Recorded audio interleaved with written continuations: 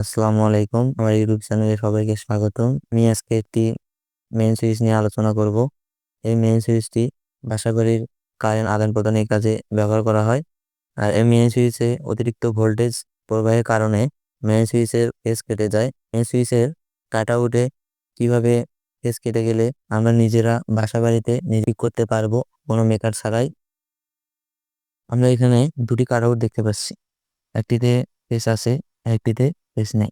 আমাদের বাসাবাড়িতে অতিরিক্ত ভোল্টেজ প্রবাহের কারণে এই মাঝের ফেজটি কেটে যায়।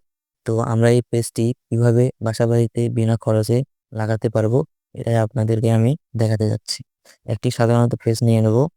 এই ফেজটি মোটা গেজ অথবা ছোট গেজের তারের থেকে নিতে পারবো এই স্ক্রুর সঙ্গে।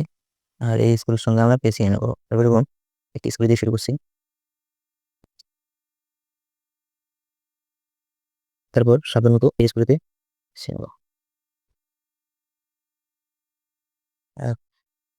পেস্টটা অথবা স্ক্রুড্রাইভার দিয়ে ভালো করে পেস্ট দিব।